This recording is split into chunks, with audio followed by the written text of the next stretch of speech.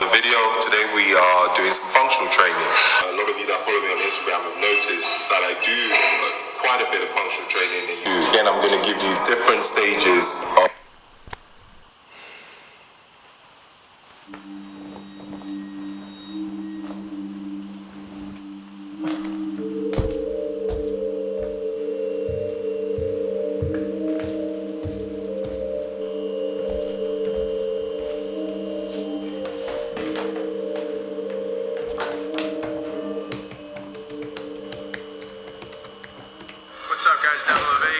here in New York City.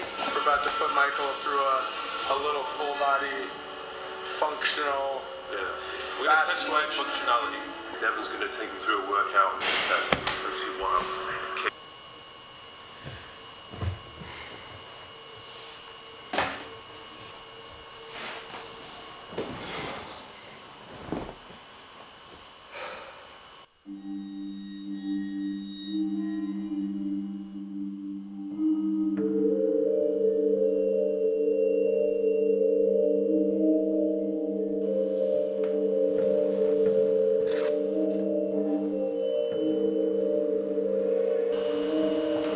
Do something like this because it's a much more functional exercise in the sense that you get an amazing Tyson? workout on your bicep. Even you?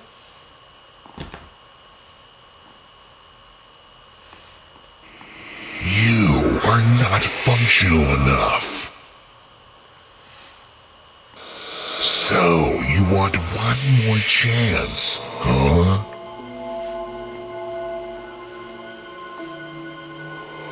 Oh, it seems like you are shocked.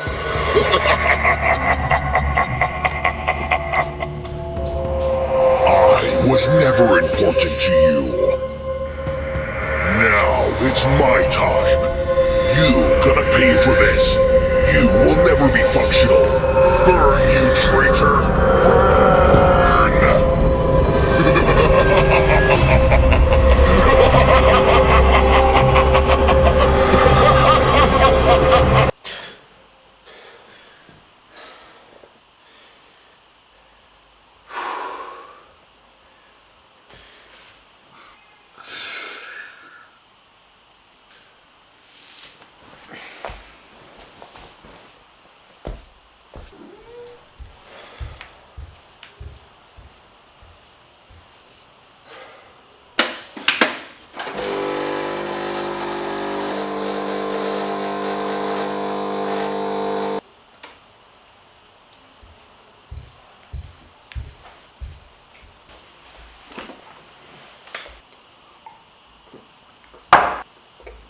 The term functional training was introduced to the fitness world about a decade ago, and just like any other buzzword, it got its popularity very quickly. Till this day, it's one of the most misunderstood and confused terms in the community, and the reason for that is actually very simple. There is still no one strict definition that would explain us what this type of training assumes and what goals has behind it. What has always brought my attention is how bodyweight exercises specifically seem to take a really high score in the functional scale, very often being portrayed as superior to weight training in this regard. Today I would like to go deeper in this mysterious term and really assess what is functional training and if calisthenics fits its requirements.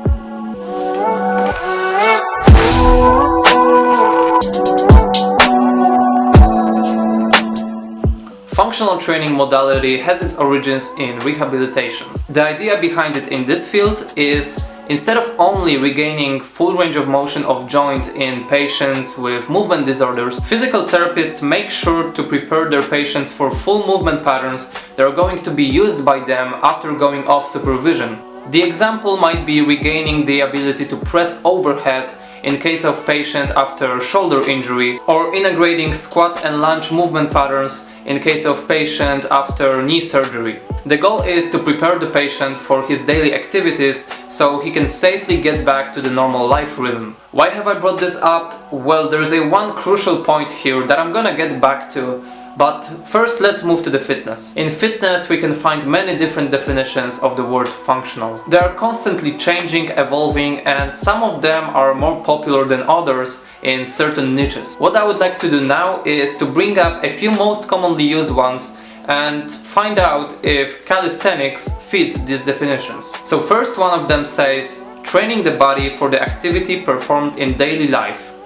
The reason I don't really like this one is it literally tells us nothing. If your job revolves around lifting heavy objects from the floor, then bodyweight training obviously is not gonna be the most functional choice. If you're somehow forced to hold heavy objects above your head, then it might be. But then again, what makes that more functional than simply lifting weights? So the problem is, what is daily life? If we are defining daily life by the job we are doing, then what is going to be functional exercise for someone who sits in front of the desk all day? In case of professional athlete, his training is his daily life. You see where I'm going with that, so let's move to the next one. Another definition says that functional is a training that is going to make us more proficient or less prone to injury at sport. Well, in this case again, we can't really classify if a certain training modality is functional or not, because it's gonna differ in each scenario. While bodyweight exercises might be very functional for gymnasts or circus artists, they will probably not help you much in becoming strongman, performance-wise at least.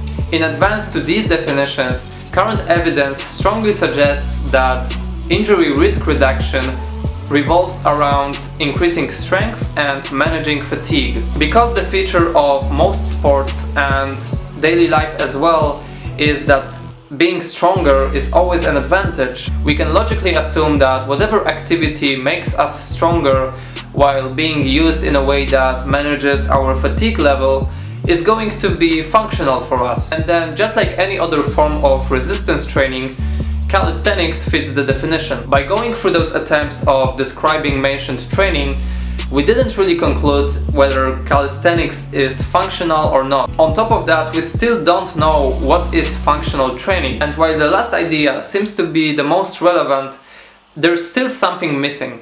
Due to my frustration, I decided to find out what's the one thing that links all the mentioned definitions. On top of that, being inspired by this video, I decided to check the dictionary definition of the word function. It appears that function is an activity that is natural to or the purpose of a person or a thing. And this is when I finally understood what functional training really is.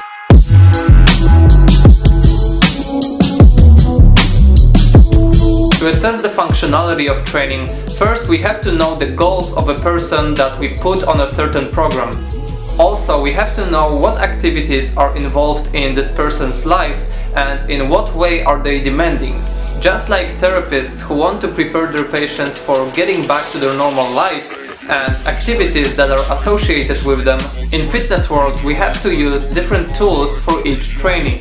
There is absolutely no training that is going to be functional in every situation. Also, we have to remember that it's not really about if this training is functional or not. It's more of a how functional is that for our needs. If someone wants to be a marathon runner, then heavy barbell back squat is going to be pretty low on his priority list. Not to say that it's not gonna help, but it just might be a waste of recovery for things more functional for him, like conditioning work. So this is the moment. What about calisthenics? It is definitely a fantastic form of training that will have its function in a variety of different goals that people might have. But we also have to remember that calisthenics is a very broad topic. In calisthenics alone, we will find movements that are more and less specific. These second ones are usually going to find its function in a wider range of activities. But unlike the specific ones, they will only help up to the certain point. I wouldn't classify the whole bodyweight training as a unit while assessing its functionality. The variety is too wide and different movements will find its function in different situations. For an average person that has 9-to-5 job behind the desk and is willing to increase their strength, health and well-being, calisthenics is a fantastic option, but don't be dogmatic and don't say that it's more functional than other styles of training just because of trends in fitness community. Well, that's all I have to say on this topic. I hope you enjoyed it, and if you have suggestions for next videos, leave it in the comment section. Alright, see you all next time.